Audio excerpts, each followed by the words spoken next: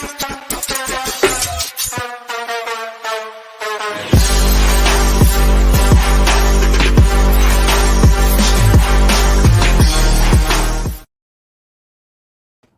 welcome to the Cohn Zone. We're the Cohns. Grant Cohn, Lowell Cohn. We'll be here for the next hour talking about what John Lynch said yesterday, talking about what Christian McCaffrey said yesterday, we're going to be talking Brooklyn. We're going to be talking whether this is George Kittle's final season on the 49ers. But Foist, we want to give a very special happy birthday to my niece, Camila Strauss, who turns 11 years old on the 30th. So on Camila, Sunday, we're going to a big party, and it's my granddaughter. So we want to give a shout out to Camila. We love you, Camila. Love you, Camila. Shout out to you. Congratulations on becoming 11. That's a big one. 2 1s together. All right, Dad. Let's talk Kittle. We'll get in. No, you know what? Let's not talk Kittle first. We're gonna save Kittle. Fish and Chips wants to know. Hey, Papa Cohn, how's the book on Brooklyn going? Oh, what a nice thank you. I'm about 2/3 of the way through. So that, I mean, he means I'm on fire. I'm actually doing very well, and I liked my book very much, my sports memoir, Gloves Off, but I actually like this one better. It means more to me. So, yeah, it's giving a lot of meaning to my life, and I'm looking for meaning these days. So thank you for the question. I'm curious, who do you send your rough draft to? Well, what's going to happen? First of all, I send it to you. You're the first reader. That's right. I'm the guy. I send it. Whenever I finish a chapter, I won't stay too long on this because I know you want to hear about sports. My wife, Dawn, who passed away, was my editor. She was brilliant, and she was a better writer than I am. Whenever I finished a chapter in a book, she edited it, and she always had things to say, and I never quarreled because she was smarter than me. She's gone, but Iggy thinks like her about writing and about movies. And so Iggy is always the first reader, and he makes in the last one he suggested I add a whole topic that I had overlooked. And he was right, and my wife would have said that. So Iggy's the primary reader. He was an English major at UCLA, and he's very, very smart and generous. Thank you very much, Dad. It's really good, you guys. I can't wait for you guys to read it. I've read all of it so far, but it's not done. Lucas says, Go ahead. About 2/3. 2/3.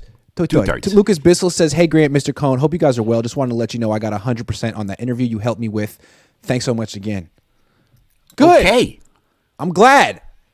Lucas wanted to come through for Lucas. All right, let's talk about Christian McCaffrey.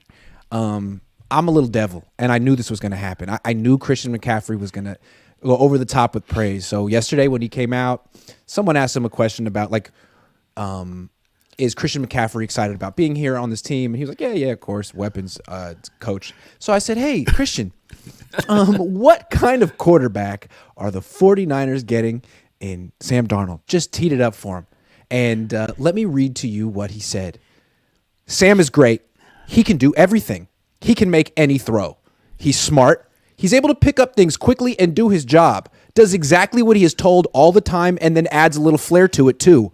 I got the privilege to play with Sam. Not enough, unfortunately. I had some injuries. But he's a guy who's just a gamer, and he's tough as hell.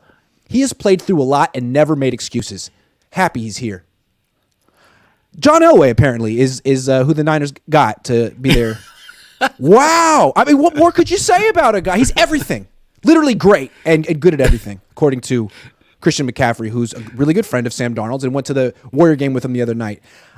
This is bad news for Trey if he's reading this. I wouldn't want to read this if I were him. Okay.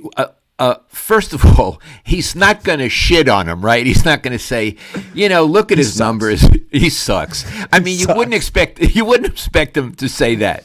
So let's give him a little bit of credit. But I think you're making an important point, especially that they went to the game together and all that. Yeah. It seems like every quarterback on the 49ers has friends and defenders except for Trey Lance. It's just like Trey Lance, they lock him in the broom closet. You know what I mean? He's in the broom. He's Harry Potter. He's in the broom. He's Harry Potter, or he's like Private Pyle, if you remember Full Metal Jacket, which I don't think you do. But anyone watching, he was the one guy in the platoon that no one wanted to be in the platoon, so it could be him. Yeah, and the thing about it is, because this is really a Trey Lance question, not a Sam Darnold question, right? True. Yeah. I don't know what people have against Trey Lance. I mean, does he have body odor? You know what I mean? Is he insecure? Does he try too hard? Is he a close talker? You know, some people get a little too close to you when they talk and then they don't brush their teeth and you're like, dude, you need to get out of my face. He could be that. Although, actually, all of my interactions with him, I don't like a close talker. But all of my interactions with him he's been quite charming, and he seems like he's been well raised. I don't know. Yeah, I don't get it. But again, this is a case to me. They love Purdy. Now people are in love with Darnold, and we'll get to Darnold in a minute. But no one comes out really and defends this kid, including the general manager, who's always harping on he's not healthy. They got him hurt. How could you blame him for breaking his leg? It's kind of insane. No one in that organization defends him. Now, you asked Lynch yesterday, have Trey Lance's people asked for a trade, and he said no. That may or may not. That may or may not be true. I don't know. You know what I learned after the fact that really complicates matters? Trey Lance's people are also Sam Darnold's people. Oh my God! They have the same agent. So again, from Trey's perspective, who is on my side here? My own representation is representing the guy I'm competing with this offseason. So I mean, they don't give a damn who wins that competition. Creative CAA wins either way. Jimmy Sexton wins either way. Maybe you should get another agent. I think you should get another agent. Okay, let's talk about Sam Darnold. Because here's the thing, Iggy. I've never really seen him play, okay? Yeah. So let's do a little primer in Sam Darnold. Is he as great as CMC says he is? No. Here's the thing with Sam Darnold. They're trying to make him out like he's the next Alex Smith.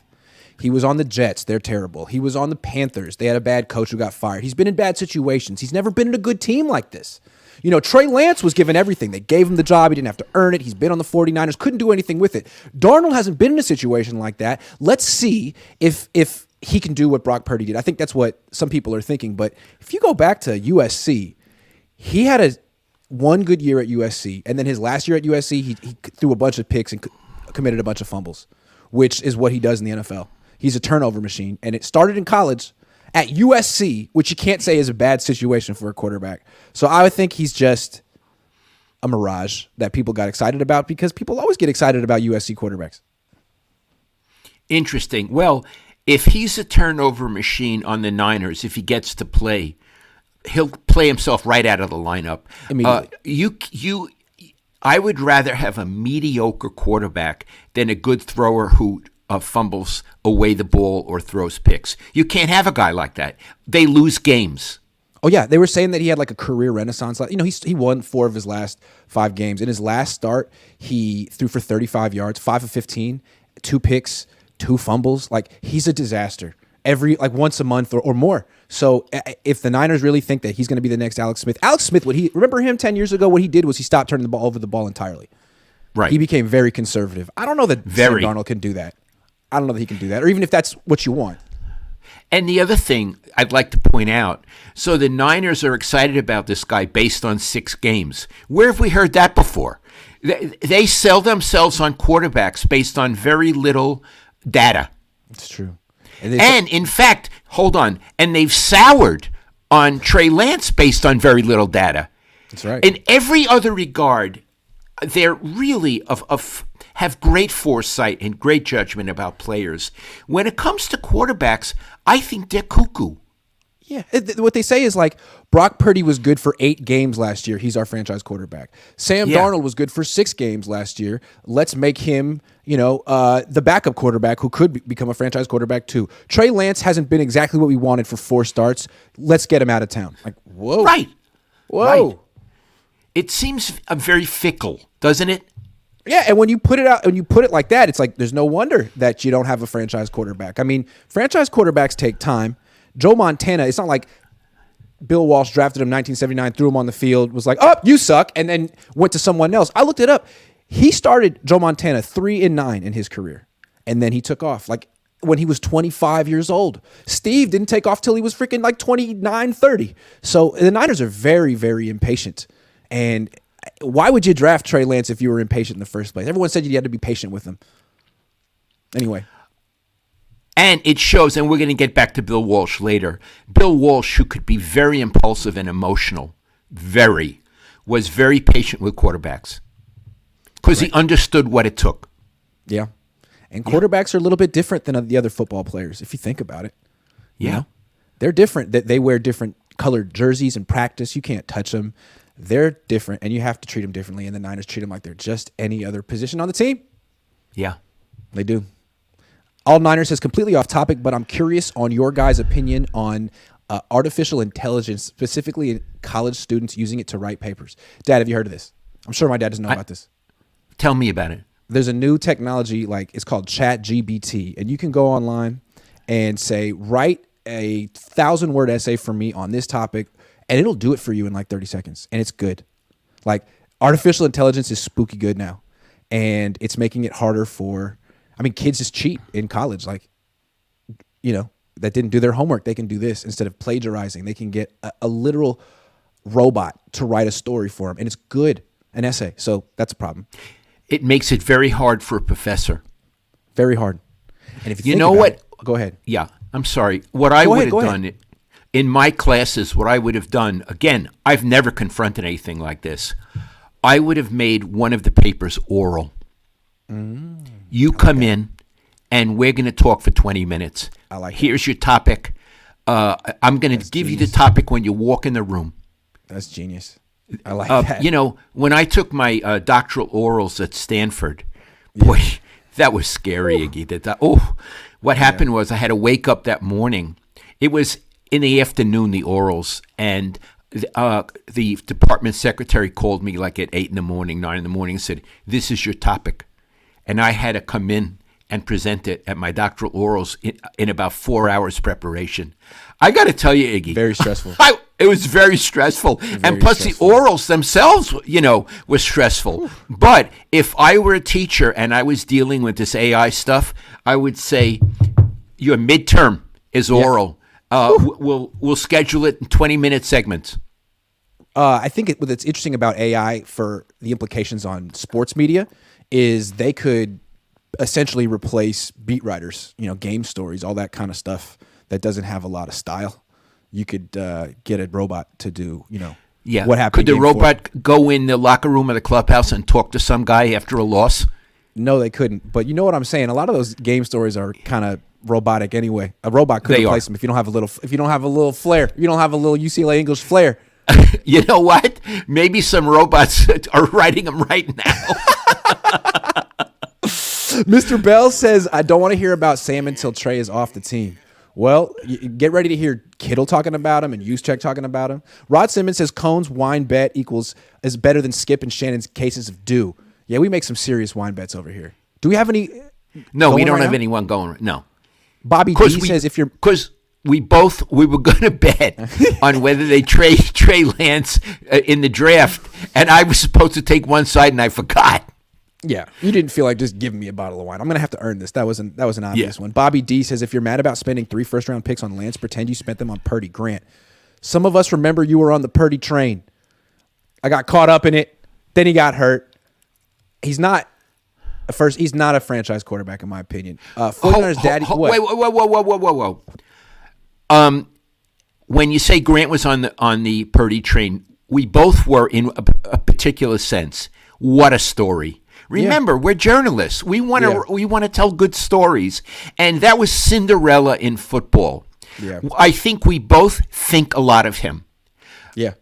But there are 2 caveats. He's hurt. What will he be when he comes back? And when he comes back over the long haul, is he at the elite level that you need? We don't know. That's not saying we don't like him. Okay. Also, he has a place on this team for a while. He's under contract for a while. He's at least the perfect backup. He could be more. But the thing about him is, think about this. What if he were on the Panthers last year and Sam Darnold were on the Niners? What would you think of Purdy and Darnold Like I think a lot of what we like about Purdy is that he was on the best team in the league. Yeah. So let's see what Darnold looks like on the best team in the league. Papa Cohn bringing the heat today and here for it, says 49ers daddy. Bringing the heat. Oh, he's just getting started. Prediction on Game 5, says Irfan. Hey, listen, I read this morning that this Fox has a broken finger. Yeah. On his shooting hand. So, I mean, and that he might not even play. So let's put it like this. If he can't play or if he plays but he's limited, forget it. It's over with. It's over with. Fish and Chip says, front office love the fans, John, about quarterback's distraction. It's a technique. Maybe. All right, next one.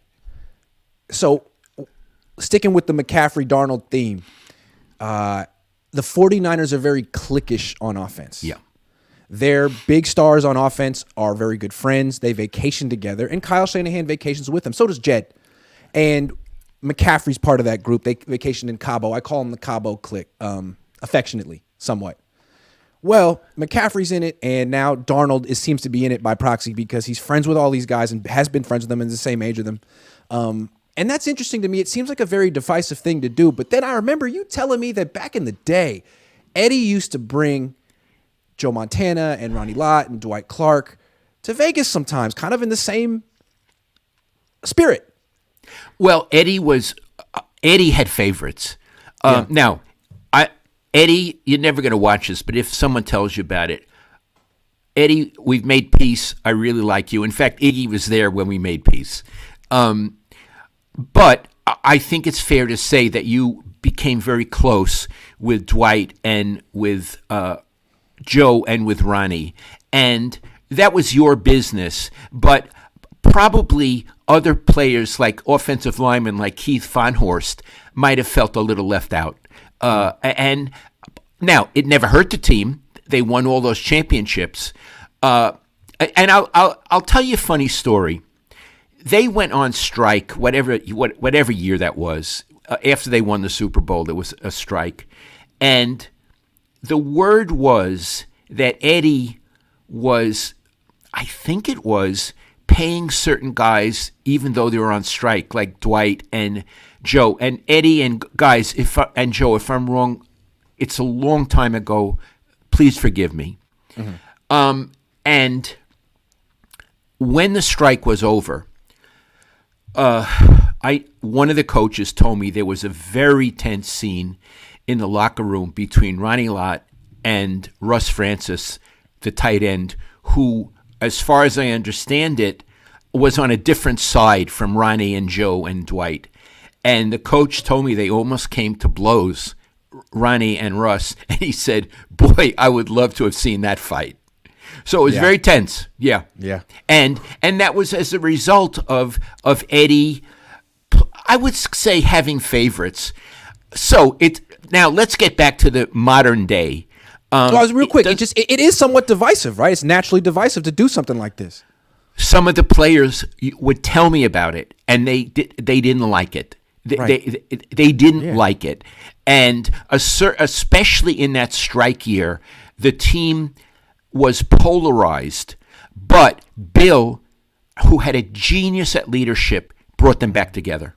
But he had to work at it. And that's what I wanted to go to. So there's similarities between the Cabo clique and the Vegas clique, and you could argue that Jed is just, continuing the tradition that his uncle created. But the big difference is that I don't believe Bill Walsh was in Vegas partying with them, and Kyle is in Cabo partying and fraternizing with the players like he is a player. And I think that's a huge difference between those two. Well, let me talk a little about Bill, because I know how he operated.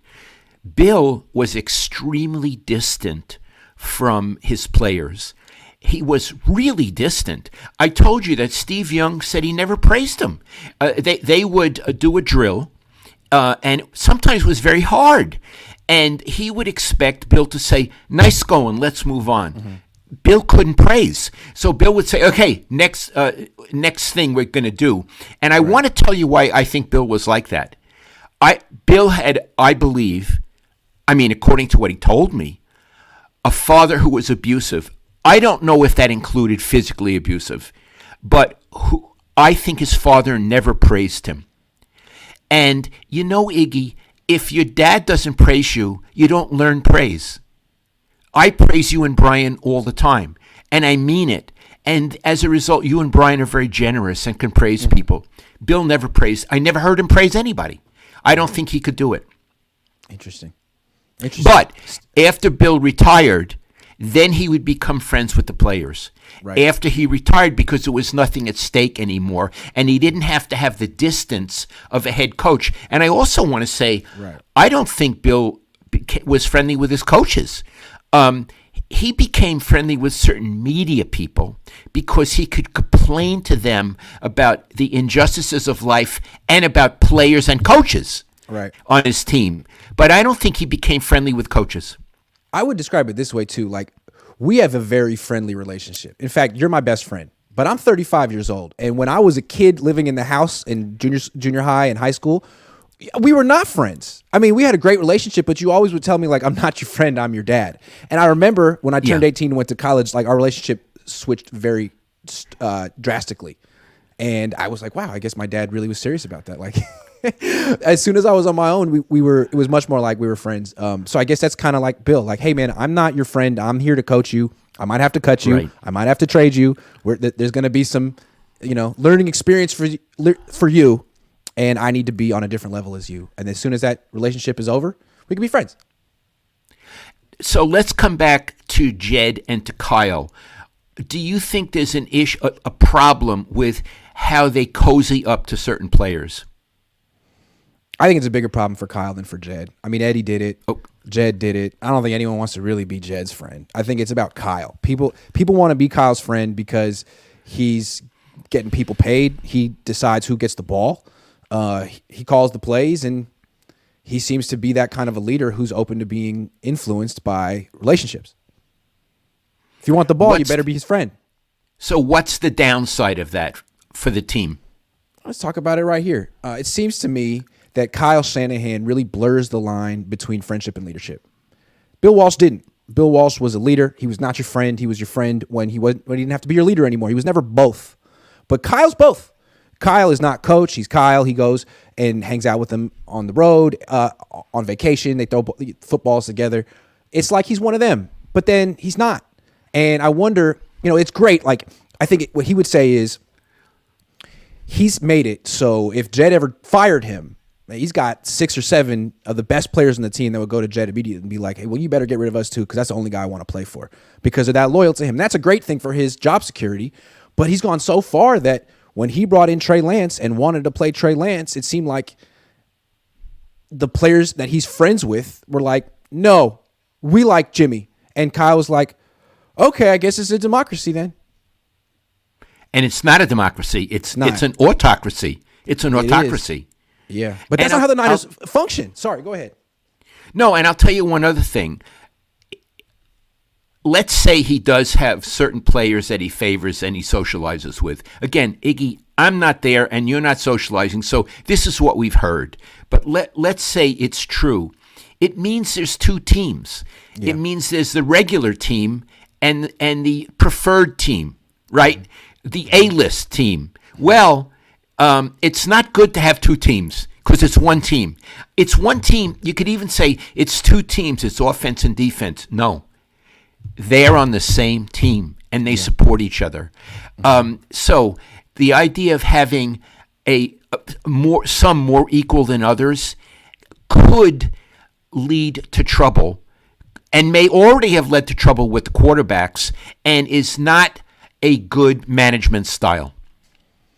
When I was at the annual meetings a few weeks ago, the week before then, I had written on Twitter, like, Kyle Shanahan's a bad leader. And we had talked about that on our channel. We did a whole thing about why Kyle's not a leader, and you had talked about that Marine that you had talked to. Someone from the organization came up to me. Someone from, I'm not going to say who, came up to me at those meetings and said, man, what are you talking about with Kyle Shanahan not a leader? Like, the players love him. And I said, yeah, but, that's leadership and friendship are not the same thing necessarily. And a lot of times leaders make decisions that are unpopular. That's what I said. And I think that's what makes him so intriguing. He's liked, but does that make him a good leader? I don't know. Maybe after the show you'll tell me who that was. I bet you can guess who it was, but yeah, I'll tell you who it was. later. Yeah. But what I take away from that is someone in the organization is paying attention to you. And what I also take away from that is Kyle's sensitive about this. And sent an emissary? Yeah, he's sensitive about this. He knows that he's not a natural leader. His style of leadership is to be friends with the players. And it works for him because he's got allies and he's got, job security, but that's not leadership. It's not. And he knows it. Hey, I want to come back to Walsh for a minute. Yeah. I don't think he and Seifert really liked each other. Interesting. I mean, wow. Let me say, Bill, when he would talk to me about Seifert, he never praised him. He didn't praise anyone, apparently. No, McKittrick and him had beef? Oh, McKittrick and him was way beyond. There was an active dislike between Bob McKittrick and the active dislike. It was just icy between him and Seifert. Well, he used to sometimes criticize him to me. Well, yeah. He would say, "Did you see how he managed this game?" Oh, right. Yeah. Right. Yeah. Right. Yeah. Yeah. And Seifert took over the team and won his first year. And I got to tell you, they used to have this thing. This is terrible. The beat writers at the end of every season would have a dinner with the coach. Now it ended. I think it might have ended with Harbaugh or a little before that. Well, I was told that George, when he was a coach, got drunk one night and he did a toast, "Screw Bill Walsh." That's what I was told. Now, I didn't go to those. I didn't feel I deserved it because I was a columnist. But I heard it from more than one person. Wow. So I'm saying I don't think they were that friendly. But they worked together. Yeah. How many people in that organization resented Bill for never praising him over a 10-year span, right? Right? After all the Super Bowls they won together, Bill still couldn't. That'd be interesting. Then I'll tell you another story because I know people like this. It's a Dwight Clark story. After poor Dwight died, they had the big memorial for him in the city.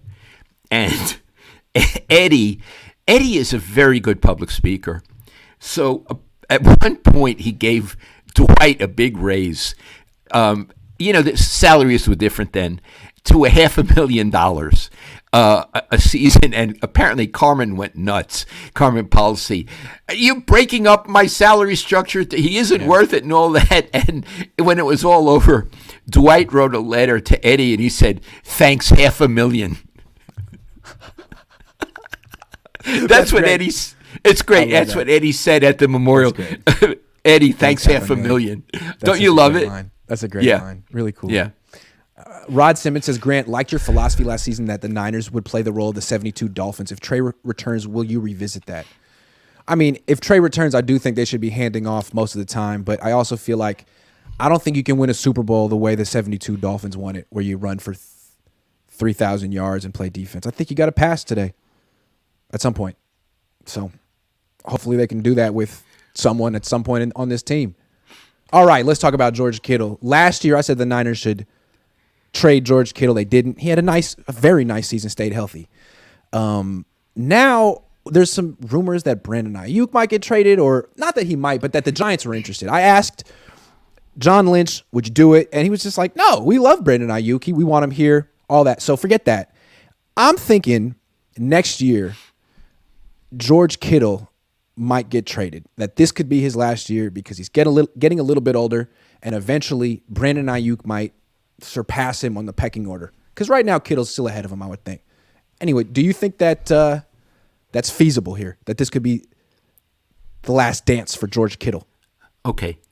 If I were running that organization, I would make this his last season. Yeah. Bill always said, trade him a year too early, not a year too late. Right. I think if you trade him after this season, you can get value for him. I think his career after this year, and maybe even starting this season, will be on the decline. So I would say get what you can from him this season. Draft a really good tight end in the draft, a promising tight end that you can actually throw the ball to and who can block and do all the things he does or used to do. And I would say make this his last season. What do you think? I would say so too. Right now, the way I look at it is he's third in the Niners pecking order. It goes McCaffrey, Debo, Kittle, Aiyuk when they're all healthy in terms of who's going to get the most touches. And for him to even be third is amazing because he's making $18 million this year. Like, that's a number one guy. And when they paid him, they thought he'd be their number one guy, but he's 3 now. and he's a good one. But next year, with Aiyuk improving, Kittle could be 4, and then he'll be making $19 million. And eventually, you can't pay that much money for a fourth option. And if they trade him next year, they save like $10 million. So, yeah, I think it's almost inevitable that they would probably trade him next year and get something for him. Iggy, how old is he? I'll tell you right now. I believe he's 29. He is 29 years old. He turns 30 on October 9th. Okay. Yeah, trade him when he's 30. Trade him when that's he's 30. what you save money and you open up spots for other people, and you can sign other people. Yeah, absolutely. Because if you had to choose between trading Brandon Aiyuk or George Kittle, I would trade Kittle. He's like 5 years older. Oh, I would say Aiyuk right now is a better ball player than Kittle. Yeah, I would agree. Iggy, I have a question for you. Yeah. And you're much more literate than I am about this stuff, conversant. Mm-hmm. Mm-hmm. Would you rate the top 5 tight ends in the league in order? And let's see where. If you can't do it, it's okay. I don't know if I can do it off the top of my head. He's definitely top 5. I think he's top 5. Yeah. Yeah. Kelsey is in there, right? Kelsey's number 1. Kittle's, I mean, he had such a great year receiving last year. I don't think he's the blocker he used to be. I think he used to be a little bit stronger, especially in his legs, but he started getting injuries, and I think he wanted to maybe lose a little weight for some longevity, and it's working. But he's really good. He's really good. But to your point, like, he's about to be 30, and he could fall off a cliff quickly.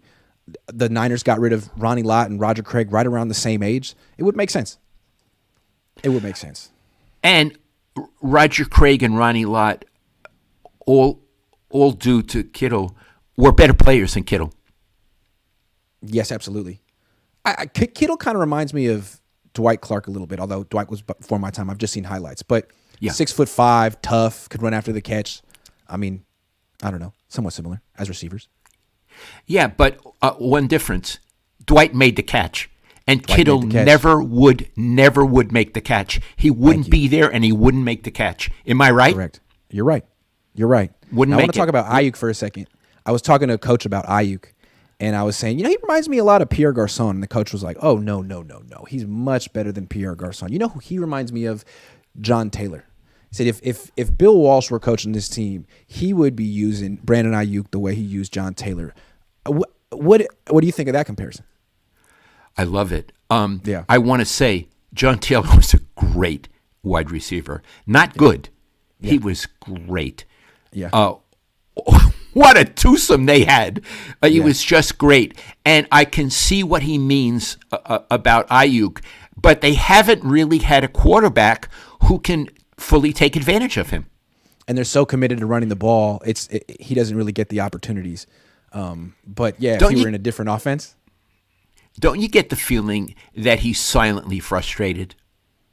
Yes. I mean, not so silently. He tweeted something about a month ago saying, I'm the 4th option in a run-first team. But then he tried to – he said, I'm a 4th option in a run-first team. And it was like something after that, like, I'm ready to go back to work and prove myself again or whatever. But, yeah, it seems like, what the hell? No one features me. He's not really featured on this team when, frankly, he probably should be. And on other teams, he would be. He absolutely would be. Imagine if he were on the Chiefs. Yeah. He'd be what Andy Reid would he would have so much imagination what he would do with him. And one thing, there are things, again, I never met Aiyuk. There are things I like about him. He is really tough, Iggy. Yeah. And you don't necessarily see wide receivers who are that tough. Dwight Clark was. He was very tough. And he's quiet. Mm-hmm. He doesn't toot his own horn. Mm-hmm. And you know what? Another thing. He has a very nice mommy. He does. He's tough, he's quiet, but he's not like he's intense. Like he's very smoldering. He's smoldering. Smoldering. Thank you. That's the word. I love it. Love it. My dad always has the right word. I'm a writer. Smoldering. I love that about him. Like he's so pissed and you're not really sure what he's mad about. Yeah. Yeah, I love that. Do you feel nervous about going up to him in the locker room? No. I've talked to him before. I mean, he's not a big talker, but since I took his mom out that one time and showed her a good time in Green Bay, he's always nice enough to me, although I don't know if he likes me. I mean, not that many people on the team actually like me. He's not like Jimmy Ward or anything, but he'll answer my questions. Debo won't. Hey, Debo won't answer my questions. Armstead won't answer my questions. You know what I noticed yesterday? Wow. I watched Lynch. He never used your name yesterday. No. He used everybody else's name. I know. Oh. Matt, Eric. Oh. So is he? Was I getting punished? I don't know. Or was it just an oversight? Maybe it was just an oversight. Too bad. Too bad. Are you crushed? I'm crushed. I want to be my friend. I thought we were friends. Fish and Chip says Bill and Bob and George, they got the rings. It worked. Kyle sits in his cupboard poring over his 1996 Denver Broncos playbook by candlelight. Fish and Chips does not like the Shanahans. I feel him on that. He's passionate. There are some people who don't like the Shanahans. The draft. They don't only talk. The draft. Let's talk about the draft. The draft starts on Thursday. Okay, first, here's what I want you to do. Explain the draft, how it works for the 3 days. Right, because if you don't know so much, they've been changing it. It used to be a two-day event. Now it's 3. So Thursday night, prime time, round 1, that's it. I think there's like 10 minutes between the rounds. 31, because I think the Dolphins got one stolen from them or taken from them.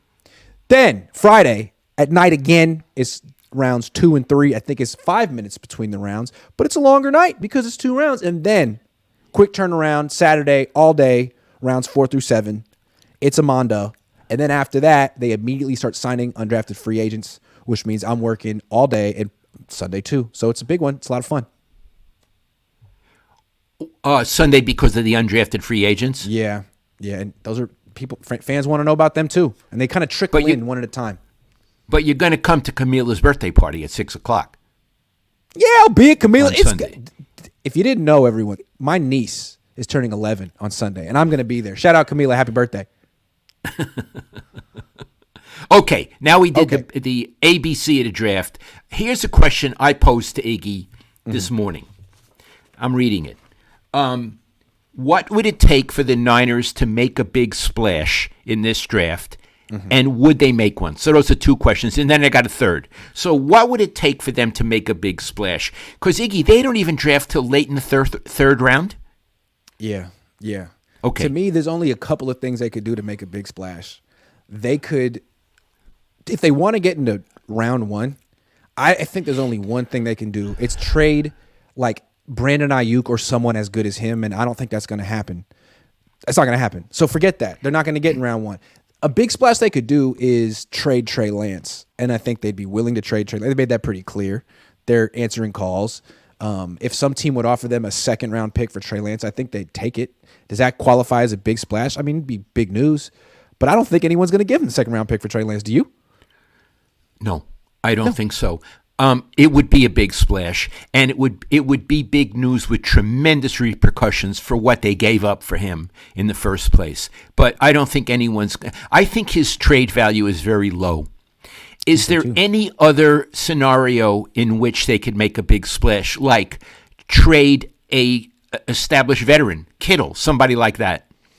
They could trade Kittle. They could trade Armstead. I think what Lynch said yesterday was, they have big plans for this year. It almost feels like they want to keep their older vets together for one more year and take one more shot at it before they start getting rid of guys. So, I mean, trading George Kittle for a rookie, I mean, that might be something they do next year, but I don't think they will do it this year. Same with Armstead, too. So, I don't see them moving up really high in the draft. And also, it's like, from everything they say, the experts and John Lynch, it's a deep draft, but not a very talented draft at the top. So the teams aren't looking at a lot of these players as future Hall of Famers. So it may not be the year where you want to move up and consolidate picks. It might be the year where you want to be down. Okay. Later. My third question, I'm going to go to my notes. If they don't make a big splash, the Niners, is it okay not to? I think it's okay. I think they made a big splash in free agency with Javon Hargrave. They think that was the best free agent available. He was great last year. That's a big splash. They gave him a ton of money. And now they have a lot of draft picks late, and they've been very successful drafting late. I think it's okay. because even though they're all in for this year, you still have to plan for the future too. And having 11 draft picks gives them all kind of ammunition for the future. So I think it's a smart way to go about the draft. I think they're actually doing a good job. It's not good. It's nice to praise them. I'm glad we talked about that. Yeah. They're a very good franchise. I mean, we talk about the quarterback position like 75 to 80% of the time, but the rest of the franchise is pretty much good. I mean, the offensive line is like, it's halfway done, but everything else is pretty much good. The draft, they've been doing this for a while. They're good at it. And I don't know. I have confidence in everything except the most important thing. I feel exactly the same way. Yeah. Now, you've mentioned Armstead's name a few times. I have a question for you. He refuses to talk to you. Yeah. It's his own business. It doesn't make me like him. It doesn't make me feel he's a professional, but it's his own business. If he were talking to you in a media setting, what questions would you ask him? What questions would I ask him? I've never been that interested in him. I would ask him probably about other players.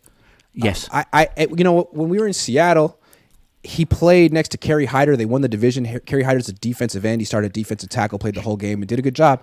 And I asked him, hey, were you impressed that Kerry Hyder started out of position and played so well? And he said, next question.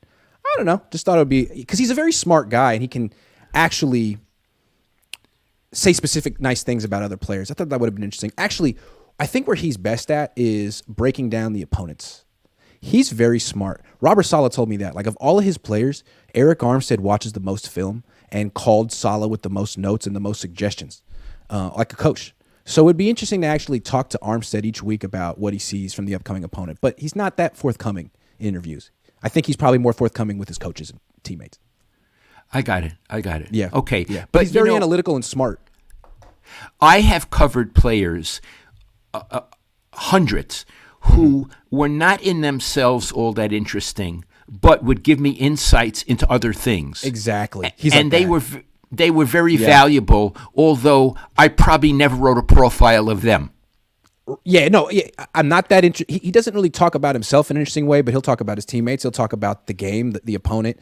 He'll talk about his charity in Sacramento. He has a lot of things that he's very deep about.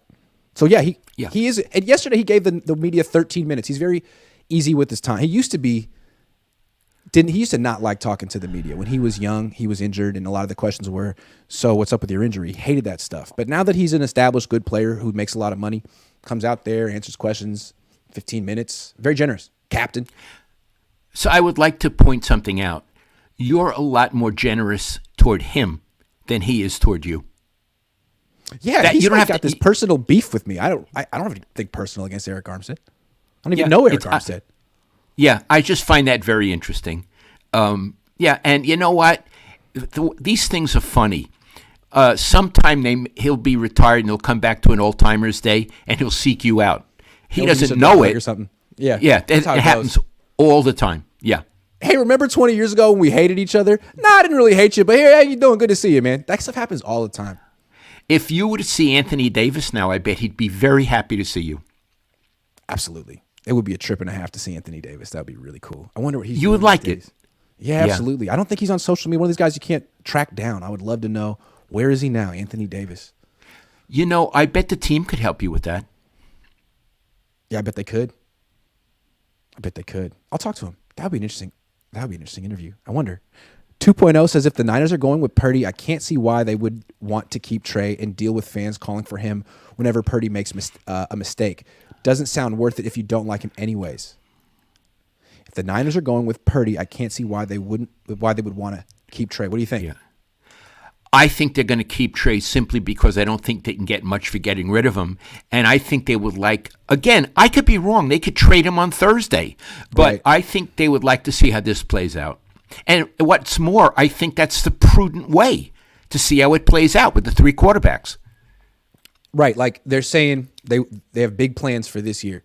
So if they trade Trey Lance, they got to convince everyone that what they get in return helps them, makes them a better team right now. Now. Third round pick doesn't do it. I don't even know if a second round pick does. Speary says, Lowell, true or false, did Bill want Holmgren to replace him? That's a very interesting. Bill never said that to me. I don't know who he wanted to replace him, but here's the thing. The word, and by the way, I never talked to Bill about this, but the word was that he wanted Seifert to replace him, but because he felt Seifert would not be as good as him. You have to remember how Bill was. He was very insecure and had an ego. I've never encountered an ego like that, okay?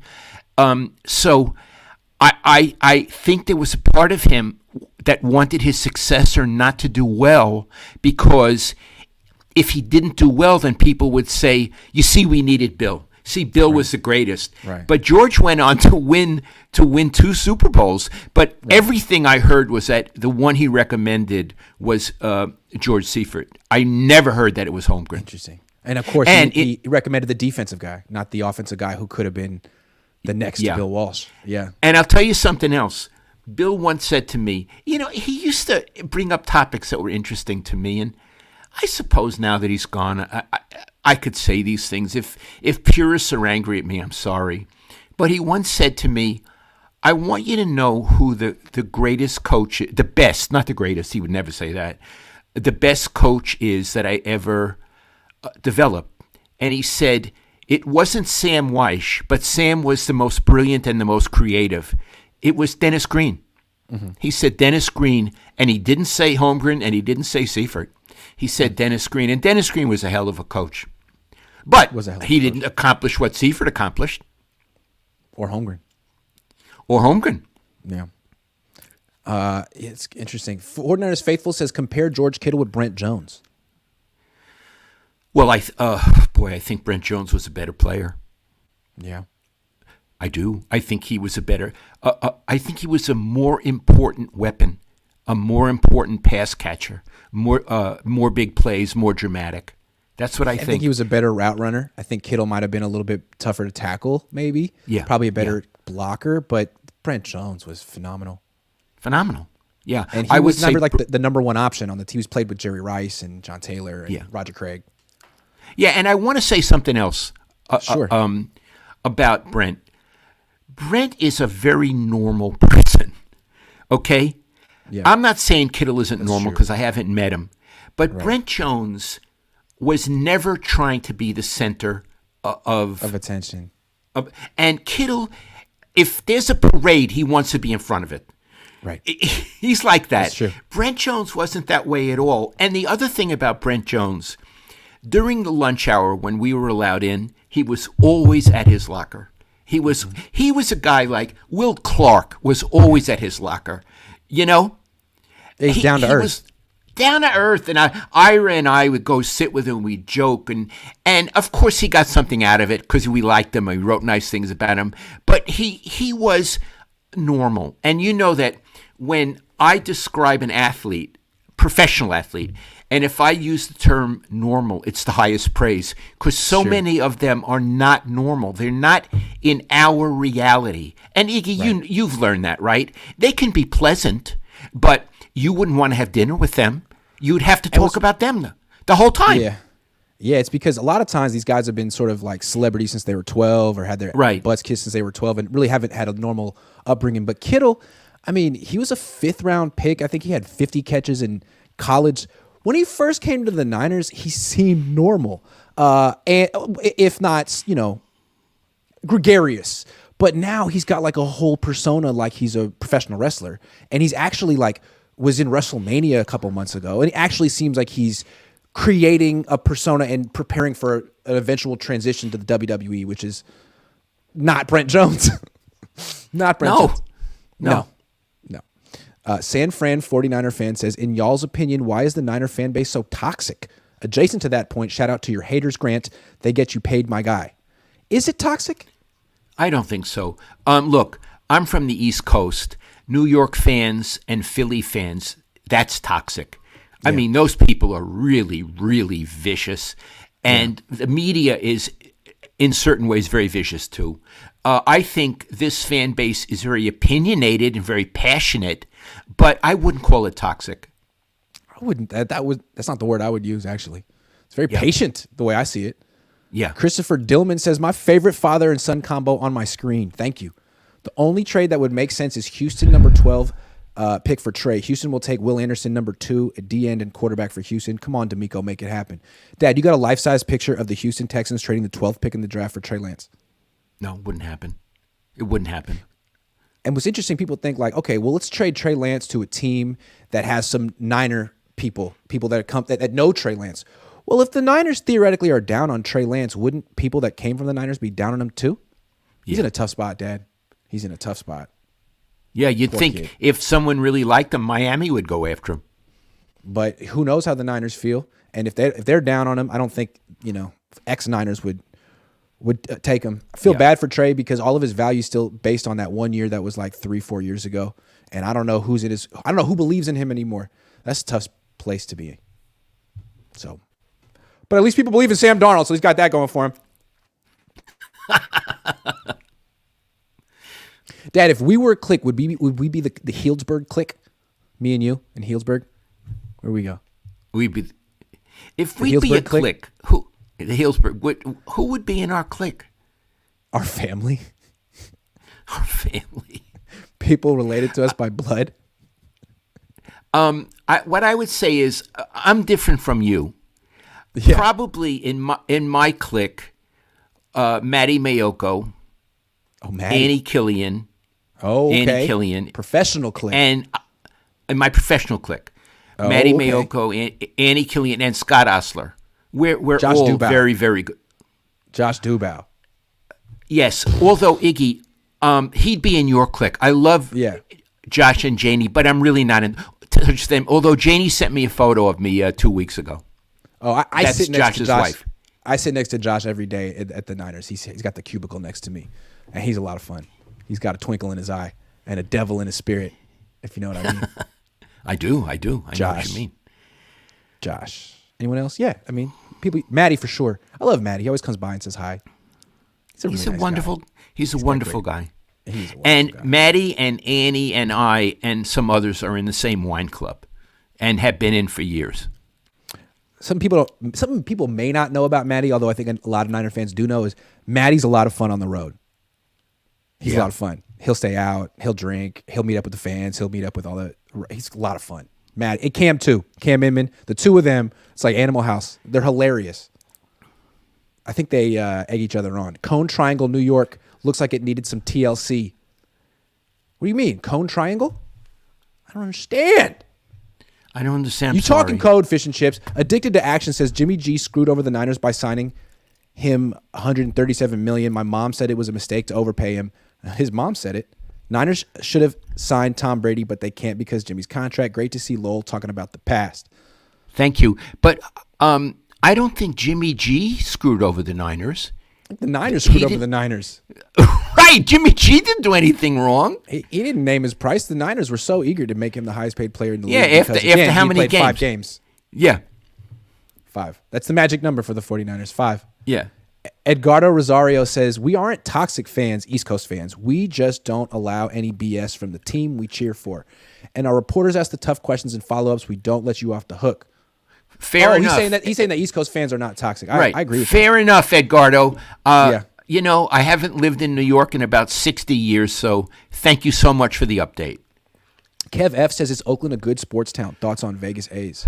Oh, my goodness. Okay. That's a great question. Iggy, clearly it's not a good sports town because all the teams are leaving. And man. Yeah. I think it's one of the best. But you got to invest in it. You got to invest in it. I mean, you can't ask Oakland to build you a stadium. If that's the measure of a good sports town, then it's the worst because it's not going to build you a stadium. It can't even afford to fund its public schools. But if you actually build your own stadium and you invest in the fans will come. If you invest in your team, the fans will come. The fans went to A's games when they didn't actively suck. The fans went to the Warrior games. I don't know. I think it's interesting. You go to Vegas. You'll have no fans. You won't fill up that stadium. You could put as much money in as you want to it as possible. No one's going to care about baseball in Vegas. That's my prediction. I kind of agree with you. And I want to say, I don't talk much about baseball anymore. The A's ownership is one of the worst I've ever encountered in my life. Rancid. they have made that team, Iggy, into a minor league baseball team. Yeah, and they got rewarded with $1 billion stadium from Vegas. Hilarious. Yeah. And now we're supposed to believe that the A's are going to start investing in their roster. I'll believe it when I see it. When they get a stadium, they're going to suck for years to come. That owner should hide under the bed for the next 2 years. He seems like he's been hiding under the bed the last 20 years. Remember you met him that one time and you had no idea who the hell he was? And That's Ken right. Rock was like, you don't know who that was, do you? That's the owner of the team. Yeah, I had no idea. Just thought it was some unshaved fan who interrupted a conversation I was having. And Kenny says, when he left, and I'm so happy he left, he says, you have no idea who that was, do you? I said, no. He says, that's the owner. I didn't even know. Can you imagine me not knowing an owner? I can't imagine that. The thing with these owners, they're billionaires, but they expect they don't want to build their own stadium, which is amazing to me. So the Raiders moved to Vegas where you have no fans. And so I covered a game there. All the fans there were Niner fans. There's no fan base there. Or the Rams. They left St. Louis because St. Louis wouldn't build them a stadium. They got one in L.A. There are no Rams fans in L.A. So they have games there, but the only people who show up are the away team's fans. So every game is an away team for the Rams. They have to use silent count at home, and when they play the Niners, it's embarrassing. So I don't know how good of an idea it is to just uproot your team and move it to a place where you have no fans just because you have a really pretty stadium that you can't fill. Is that a good look? And here's the thing. The A's, I hate talking about them. Yeah. They're going to get a stadium in Vegas. Is it going to be on the water? There is no water in Vegas. It's in the desert. They're pissed because they couldn't get a stadium on the water in Oakland. They have that property by the Oakland Coliseum. The city and the county would have done backflips. They could have developed that. They could have made it an industrial park. They could have done everything there that they're going to do in Vegas. Mm-hmm. I know. And there's a BART station there and 880. Right. And fans. So, and fans. History. Yeah. So I don't see they're not going to be on the bay in Las Vegas. So what is the advantage of Vegas over what they would have had in Oakland, in East Oakland? I don't get it. That if you were a tourist in Vegas for the weekend, how far down the list would be go to an A's game? I wouldn't even consider it. It wouldn't even be. It would be not a consideration. Go to an A's game. There's so much you could do. You could go to Cirque du Soleil. You could go to these restaurants. No, let's go watch the Las Vegas A's. Excuse me. Nah, that doesn't see. That's a non-starter right there. Nope. Yeah. You grew up in Oakland. Are you pissed that they're leaving? Yeah, because I don't care that they're leaving, but I'm pissed because they always demonized Oakland every step of the way. Oakland doesn't care about us. Oakland doesn't care about baseball. Like, shut up. You guys don't care about your team. You guys don't care about baseball. You're the bad guys. Oakland is not the bad guy here. What are we supposed to do? Just keep showing up to the games when we don't know who the hell's on the roster because you traded everyone? That's not realistic. I have no idea who's on the roster. Hey, Iggy, do you remember the time X number of years ago, you, Mom, and I went to the Museum of Modern Art, and the Fishers, that's the guys who own that team, they had their art collection on display, and it was priceless. It must have been billions of dollars, right, Iggy? Yeah. It was like from masters, and it was unbelievable. And I wrote down, for this painting, they could have had a good shortstop. That's right. This painting right here is more valuable than their third baseman. Right now. Right. They spend on art, but they wouldn't spend on the baseball team. And it always felt like they were trying to drive away the Oakland fans so their stadium could be empty so they could make the argument, we got to leave Oakland. That's the way it always felt like they were. And then they did it. So what I hope is, I've heard that Mark Davis wanted to build something in Oakland. The A's blocked him. So now he's feeling vindictive, and he's going to try to block the A's from moving into his territory in Vegas. So, Mark, do your thing. Really? Do your thing. Yeah. Really? Yeah, screw him. Whoa. Yeah. You live in line. You live in your loin. Ryan G. Hensley says, on the subject of Sam Darnold, what quarterback has improved their play under Kyle Shanahan as a head coach? Honest question, can you name one? Right. Is he Jim Harbaugh? Is he the quarterback whisperer? Ryan, Johnny Unitas. I think Johnny Unitas. Matt Ryan had his best season under Kyle, but Matt Ryan was already a Pro Bowl quarterback. Matt Ryan was already really good. Sam Darnold is terrible, and Kyle's trying to pull the Jim Harbaugh where he breathes confidence and life into someone. I don't think he's ever done it. Let's not go to Atlanta. On the San Francisco Giants, what quarterback 49ers. has he? I'm sorry. I was talking. I'm an old man. Well, on the 49ers, what quarterback has he improved? You can't say Purdy, right? Because it's not like he struggled somewhere else and then came here. Plus, I don't think they were paying much attention to Purdy. It's not like Brian Hoyer improved when he came over here. No, you're right. That's a good point, Ryan. Thank you, Ryan makes Ryan. good points. We should do a show together. Travis Howard says Trey can't be traded because the Niners have made it seem as if Trey can't beat out quarterbacks with broken throwing arms, so Purdy has to deal with Trey's grind. Yeah, the Niners do a good job of torpedoing their Trey's trade stock. We really want to trade him. It's just that he can't beat out anyone on our team and we don't like him. But you should. And he can't stay healthy. He can't stay healthy. He can't beat out anyone on our team, and we're tired of him after 4 starts. But wow, the phones are ringing off the hook.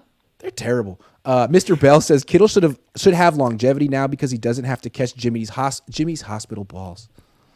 Oof. Okay. Okay. We'll see. Chris Sims says, hi, Grant. Do you think Sam Darnold could have a turnaround in this offense like Geno Smith did with the Seahawks? Love your channel.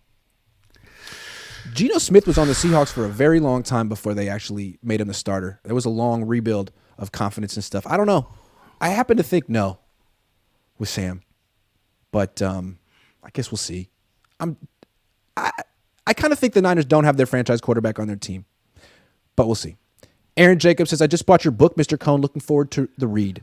I feel like the Niners are just trolling the media and fans again. Aaron, thank you so much for buying my book. He's got another one on the way. Wait for it. Fish and Chip says Cohn Triangle is a small park in New York, Brooklyn. Did you know that? Really? I'm from Brooklyn.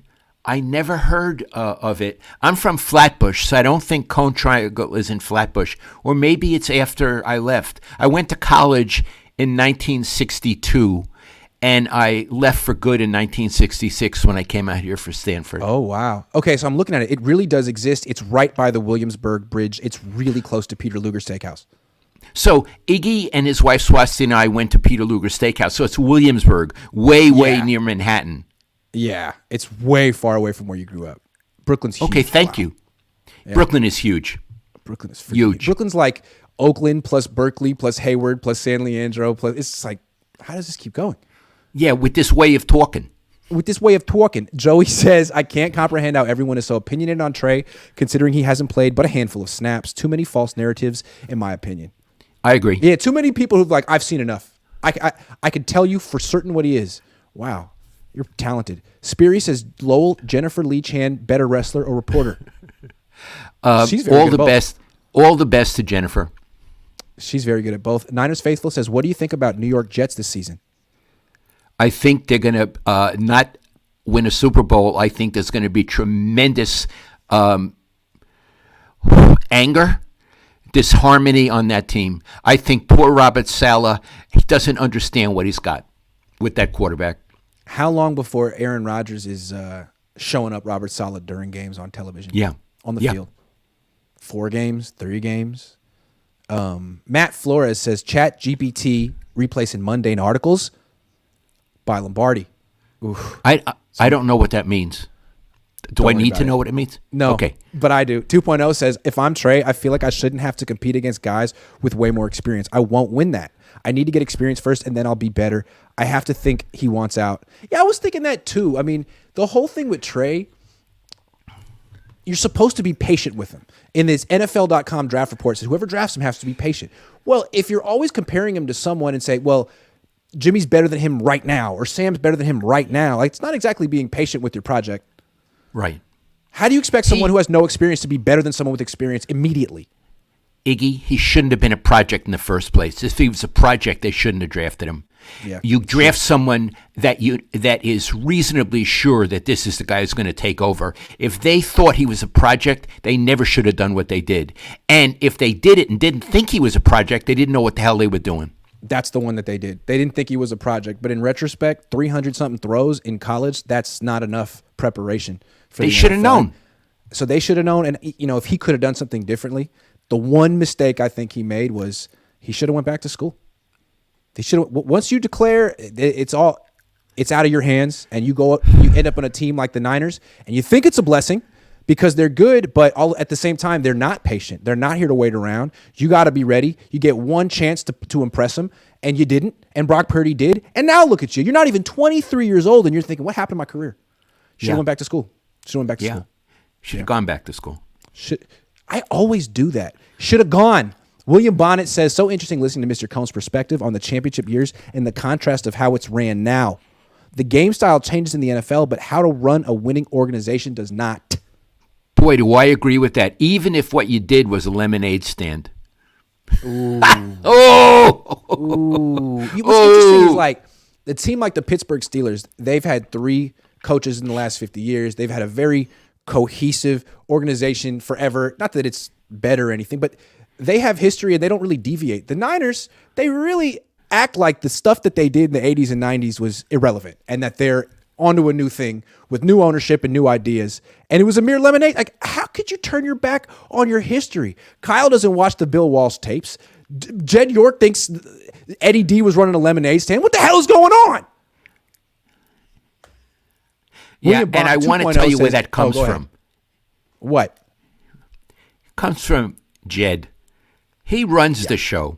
Here's what I've noticed about Jed. And Jed, if I'm wrong, I apologize. Jed never talks about Eddie. Ever. Okay? Except when he's in trouble. Then he talks my uncle. You know what I mean? Like, I'm very close with my uncle, and we talk all the time. And I'm what do you mean in trouble? Like, we just went 2-14, and right. Everyone wants me fired. But don't worry, I talked to Eddie, and he gave me some ideas. Yeah. I think he doesn't give a crap about the history. I don't think he really wants to hear from Eddie or Eddie's people all that much. But I'll tell you something. When I talk to Eddie, Eddie is very loving about Jed. Oh, on the record and off the record. He's very loving about Jed, and he's very loving about his sister. Like a good Eddie, uncle. He's Italian. It's family. It's family. He's Italian. You know what I mean? He's very loving about his sister and his nephew. Eddie, when he was younger, was difficult, but so was I. Yeah. And I want to say that Eddie has grown into a lovely older man. And when he talks about Jed, he talks about him with great affection, great love. I don't hear that from Jed. No, I agree with you on that. 2.0 says, in response to Ryan Hensley, has anyone had better seasons without Kyle than with him? Shaw, Matt Ryan, Jimmy, we'll see. I think these guys are better with Kyle Shanahan. Maybe Cousins, but that was Shan's guy too. I guess you'd have to say Cousins. He didn't really play very well for Shanahan, and then Shanahan left. McVay took over, and Cousins' career took off. But that's it. It's a good point. Josh Wyatt says, you guys still think there wasn't a power struggle in the front office? Hargrave move makes perfect sense considering the Marathe news. What Joshua is saying is that Hargrave is not a Parag Marathe move. That's a big splurge, and he's very measured, and then he's gone or reassigned or whatever. I see what you mean. I don't know. I guess we'll have to find out if he really is gone. He could still be around. That's right. I'm not so sure he's reassigned. Yeah. Lowell, do you remember the lemonade stand? Says fish and chips. Was that candlestick or the whole operation? Wow, so disrespectful, Parag. 2.0 says 100% Lowell. Should you ever spend a number 3 on a project ever, let alone 2 other firsts? Why would you ever take on any project with that pick? Yeah. What they did was very innocent. That's the trading best up way. For it made it worse. Trading up for it made it worse. Trading up. Yeah. When they probably could have got him where they were. Yeah, absolutely. Oof. Yeah. So that's the thing. I mean, they put him in a bad situation, and now he takes the criticism. Josh Wyatt says the Niners painted themselves into a corner with the trade up. They ended up drafting the guy they couldn't talk themselves out of because they didn't have enough data. Was there a right choice? That's a great question. I don't think there was a right choice, and I think that was very much a function of the pandemic. They canceled the football season. They canceled the combine. There wasn't a lot of data. Teams made some bad decisions based on little evidence. You guys don't want the show to end. You keep making us keep going. Thank you guys very much. It's been a lot. We were done with topics like a half an hour ago, but you guys have extended it. So thank you. But that's it. That's the end of the show. I thought it was a good one. Okay. All right. I enjoyed it, Iggy. I love you, Dad. I'll call you right after this. I love you. And you'll tell me who you talk to about who's... Yeah, I want you to guess first, but I'll tell you. Okay. Goodbye, right. everybody. Thanks for watching.